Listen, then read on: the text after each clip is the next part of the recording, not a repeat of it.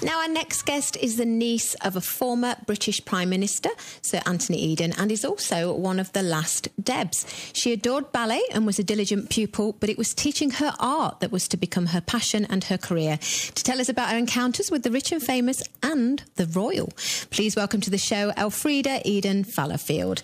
Good afternoon, Elfrida. Thank you very much for joining us. You're very welcome, and thank you for inviting me on your programme. You're welcome as well. Now, the book is called The Dancing Debutante. Is it about the whole of your life? Yes, pretty much, yes. Starting on the day I was born until the present day. Now, there are parts about World War II. Did being born into a distinguished family make you any less vulnerable to the risks and horrors of that time? Unfortunately not, no. Although we escaped to Canada immediately after I was born, we came back just in time for the second Blitz, and my family and I were bombed out of our house in London, which was a bit of a scary event, but I remember to this day. I'm sure you do. It's hard for people of my generation to imagine what that's like. It must have been very scary. It is. It is such a foreign world. Yeah, absolutely. Thank goodness. Yes. Well, yes, we're fortunate in that way. Now, I mentioned in the introduction, you were mad on ballet. This was as a child, was it? Yes, it was really my mother's ambition initially, because she had always wanted to be a dancer, and I was her sixth child and the only one she was allowed by my father to follow this idea. And it turned out that I was A, talented, and B, keen, and so it became my passion. It was my complete devotion for many, many years. I did ballet every single day, and in the holidays, wherever I went, I was doing ballet lessons, but unfortunately I grew and grew and grew like Topsies. And I was the tallest of my family, much taller than all of them practically put together. My brother used to call me Awful Eiffel because I was as tall as the Eiffel Tower. Oh, that's cruel. And is that when you turned to art? I didn't really turn to art. What I did was, in fact, was use my training, the wonderful training I'd had with these amazing Russian teachers, and eventually I used that to run a ballet school. So I ran a very big ballet school with my partner, Mary Stasinopoulos, called the Vakani School of Dancing in London. Did that for over 30 years. And we had at one stage 1,600 pupils a week, not all in one place, but in various branches around London and in the country as well. So that's my art. Was in fact my ballet, and therefore I was able to do that. Now, I dabble in painting. I'm hopeless at it. I can't believe that for a minute. Now, we're getting on to the exciting bit now. In the 1950s and 60s, you mingled with lots of stars, and one of them was Judy Garland. How did that come about? That was a complete nightmare. My mother was very talented, and she started a school, and it was named after her. It was called Lady Eden School. And in that time, there were two little children in the school, and they were called Luft. And they were the children of Judy Garland and Sid Luft, and Judy Garland was over here for a while doing some concerts. And I had realized I was too tall for ballet, and I said to my mother, I want to act, and maybe I might be able to sing. So she said to me one day, well, you said you wanted to sing. I've arranged for you to go and sing for Judy Garland. And I said, don't be ridiculous. How could I possibly do that? Anyway, she made me go. So off I trotted to this lovely house where Judy Garland was. And Judy Garland herself let me in. And here was this big grand piano. And she said, sing. And I said, well, where's the accompaniment? And she said, you have to accompany yourself, dear. So that wasn't very good. So I played the piano and sang in this ghastly voice a very old song called Lover, Come Back to Me. And not very suitable. And Judy Garland just looked at me afterwards and said, continue with your lessons. Really? And left. So I skulked away in embarrassment, but was quite honoured to say I had actually met her. Yes, but even if you had the best voice in the world, there's a lot of pressure singing for Judy Garland, isn't there? Blimey. I don't know. Well, that's a wonderful thing to be able to say. Thank you. So that was quite brief, but you have made lifelong friends, including David Jacobson, Derek Nimmo. Yes, they were very, very close friends, and both of them sadly dead now, and David only just died just a year ago, just over a year ago, and he was my daughter's godfather. He would have been thrilled with my book, I know. Anyway, there are 2 nice photographs of him in the book, so his widow, Lindsay, will be pleased about that. Lovely. And apparently you turned Norman Wisdom down when he offered you a part in a film. Yes, I met Norman Wisdom and I danced with him, and he was a brilliant dancer, and although I towered over him, we had great fun. I also towered over Dickie Henderson. And anyway, Norman Wisdom said that he thought that I'd be suitable for a part in his film, and I duly got an invitation to go and present myself.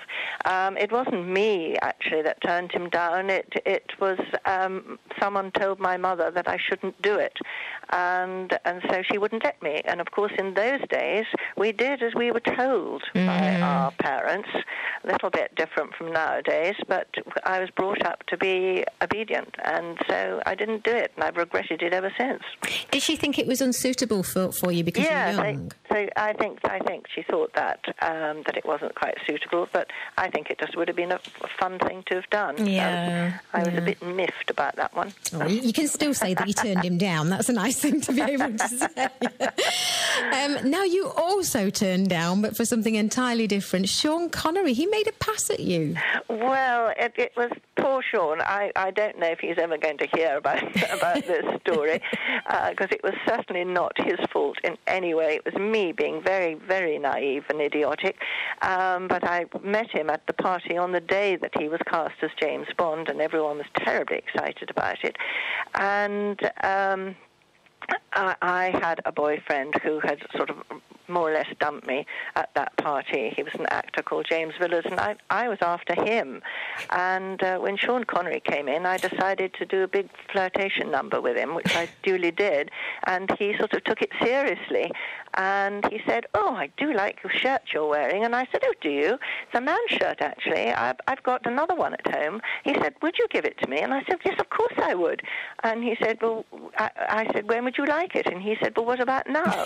And so off I went, thinking, ha, ha, ha, you know, the other man's going to be so jealous. And when I got home, I rushed up and got the shirt and came down with it. And he said, "You are silly. Do you honestly think that I was really interested in your shirt?" He just wanted you to take it off there and then. Yeah, and I felt such an idiot. Oh, that's sweet. Yeah. I think that's sweet. And he wasn't the only James Bond. You had an encounter with another. Yes. Years later, I met Roger Moore, and this was at a party given by my cousin, who was a Hollywood mogul in a way. And Roger Moore was there, and very charming with his beautiful wife. And someone introduced me and said, "Oh, this is Elfrida Eden or Elfrida Fallowfield," whichever I was then. And I looked at him quizzically, and I said, "I'm so sorry. I'm afraid I don't know who you are." And he said, "Oh, please forgive me. I'm Roger Moore." And I said, "Actually, I really did know who you were. I just thought it would be a novelty for you not to be recognised." And it probably was, in actual fact. Yes, he roared with laughter. He was very sweet. Well, there are many more we could mention, but just moving on to somebody quite royal, sadly not with us anymore, but you've actually met the Queen Mother. Yes, she was the patron of my ballet school, of our ballet school, the Vacani School of Dancing, because she had been a patron before when Mary, my partner, and I took over. And she remained patron, which was totally delightful of her. And she invited us to meet her at one of the Royal Garden parties.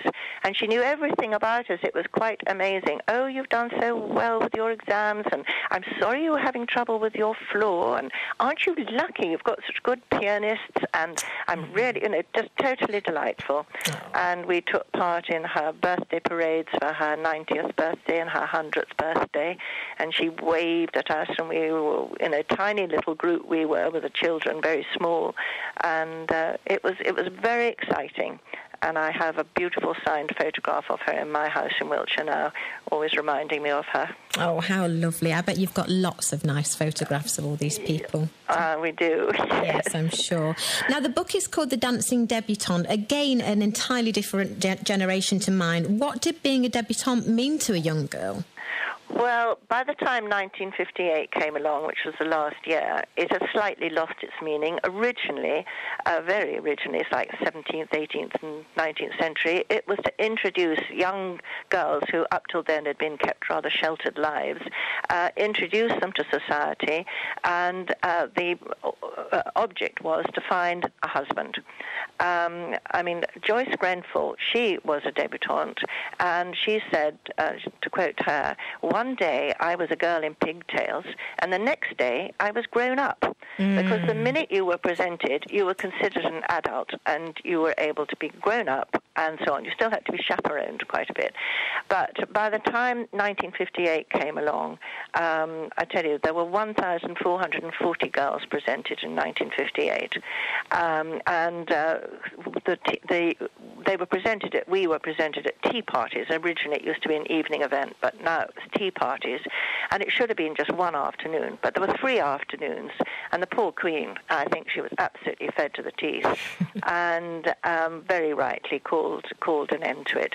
But I was very pleased to be a last debutante. We had a whale of a time, and we gave a lot of business to so many people. If you think of all the caterers, the florists, the hoteliers, couturiers, hairdressers, lots of people had business out of the debutantes, which they must be rather sad that's past now. But we just had a whale of a time, and learnt to be very grown up. And we started off being very sort of gauche and childish. We had our tea parties where we made friends with the girls, and then we had drinks parties where we met the young men for the first time. And I did a party trick where I used to kick my leg over the head of girls, provided I was wearing something suitable, of course. And then we had the dances and beautiful country balls, which were just heaven. And summer dances were so elaborate.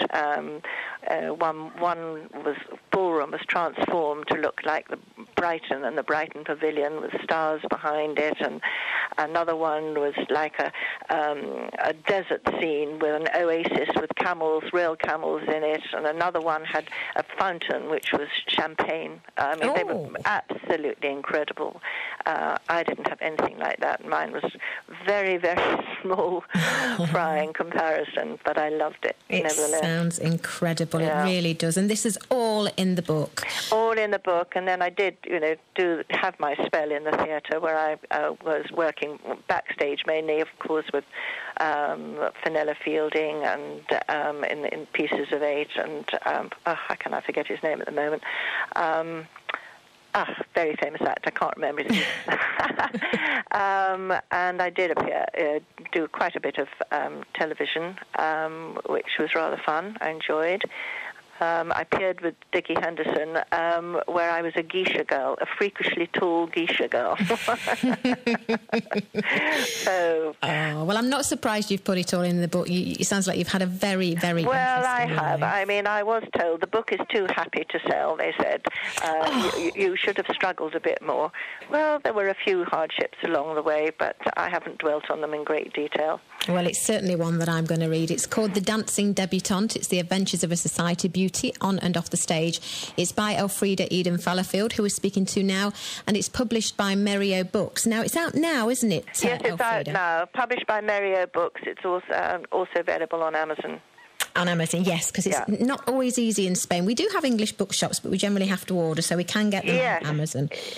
Well, yes, but Mereo Books will probably be there. So you're in Spain at the moment? We're in Spain, yes, near Marbella. Oh, how lovely. Well, yes. It's lovely to talk to you. Thank you so much. It's been an absolute delight. Thank you very much for your time, Elfrida Eden Fallowfield. Thank you. Take care. Bye-bye. Goodbye. TRE.